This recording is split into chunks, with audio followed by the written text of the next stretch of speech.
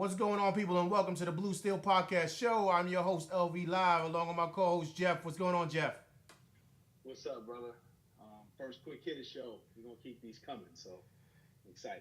Yeah, man. Yeah, people, thank you for subscribing. Thank you for the support, as always. But let's get straight to it.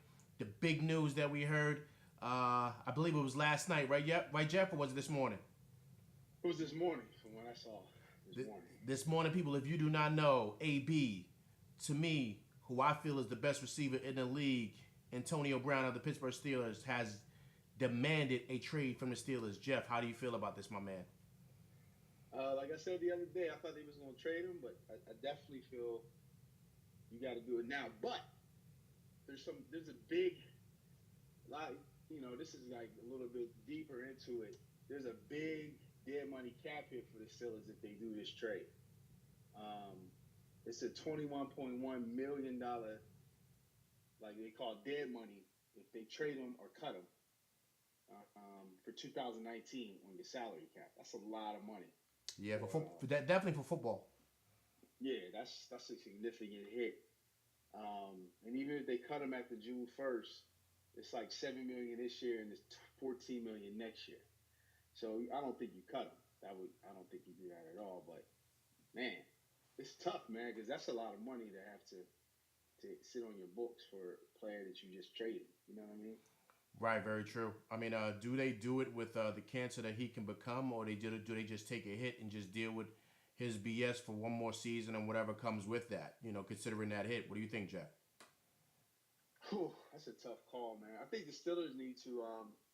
Honestly, man, the Steelers had a reputation of not paying players and kind of being real tight and kind of like after your second contract, letting people go. Yeah, this was This is why. this People used to do that. yeah, this was the first big guy I see that the Steelers said no, we're going to pay him and we're going to keep him.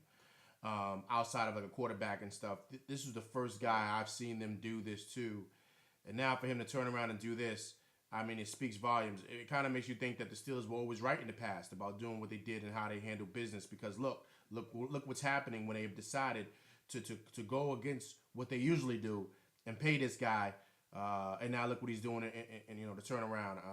This is just a crazy situation for the Steelers. Yeah, man, and honestly, man, like they put a lot of faith in AB because people. This is going back to Emmanuel Sanders, who they was kind of going back and forth. They actually offered Emmanuel Sanders the contract that AB got. Sanders turned it down. They gave it to AB. That's when he started to blow up. This is probably 5-6 years ago or something like that. And since then, he's been, like you said, absolutely the best wide receiver in the league. So and obviously you don't know anybody anything, but they invested a significant amount of money in him even before he improved. You knew AB was good. His work ethic, there's nothing you can say about that. Great receiver, etc. But everything that we're learning now that he brings and all the commotion that he causes and things like that, it kind of backfires on you, at the end of the day. And typically in the NFL, this doesn't happen. It's usually the other way around. So as far as what they're going to do, man, I don't know. Shoot, if it's too much of a cap hit, I just sit him. Right. If you don't want to play, sit.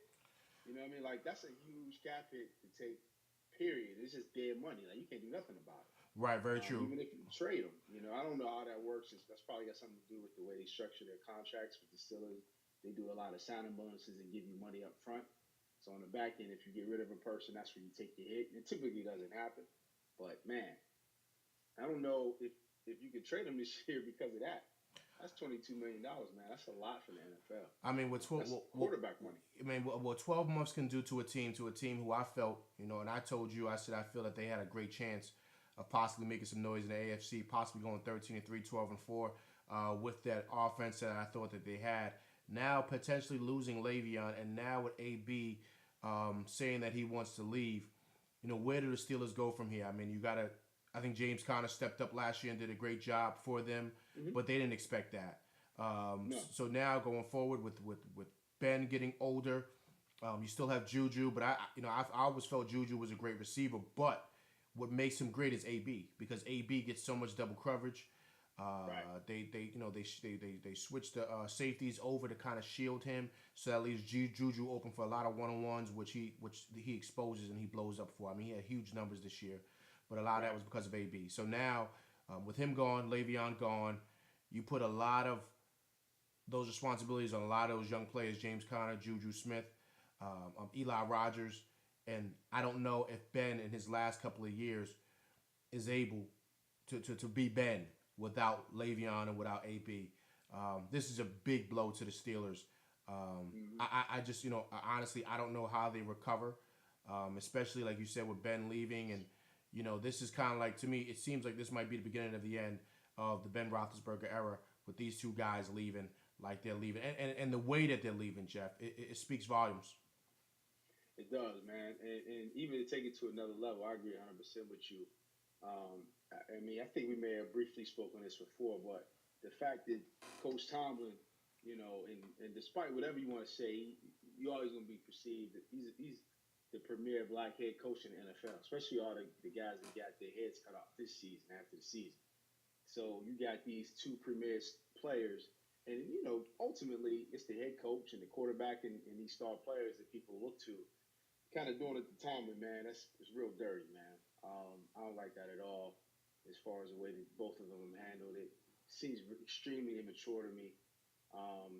Regardless of whatever it is, man, the perception of that, they don't even care about that. They just care about themselves. Kind of shows you kind of a selfish behavior. And, something that's been pointed out, you know how many touchdown passes AB's caught from another quarterback besides number 7? How many? 0. Yeah. None. So, ship him to Buffalo. You know what I mean? Get 2, 3 first round. If you decide to do it, have fun up in Buffalo with that, that rookie quarterback they got, and have fun up there, AB. See what you get.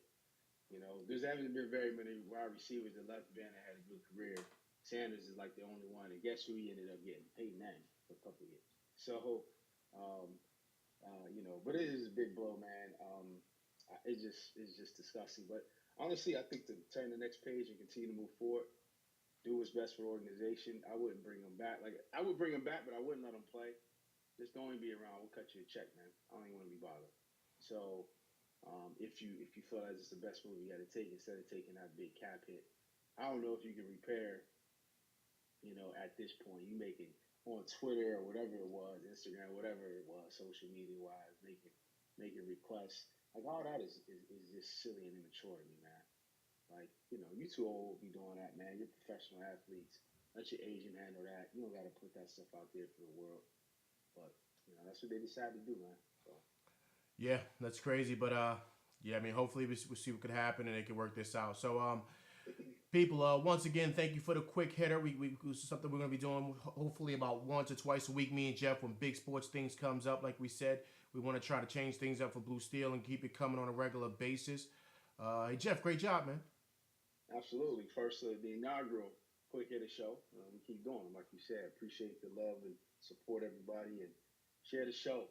Let people know about it. So. Yes, please. And also, too, if you have any questions or statements or things, if you don't agree with me and Jeff and what we say, please put it and send it to us via email, bluesteelshow@gmail.com, bluesteelshow@gmail.com. Please hit the like, share, subscribe button, all that stuff, the bell icon, please. Continue to show your love and support for us. Hey, Jeff, you got anything else, my man? No, that's it, man. Good talking to you, brother. Thanks for the support, everybody, and we'll talk to y'all later this week. All right, man. I'll talk to you soon. All right. All right.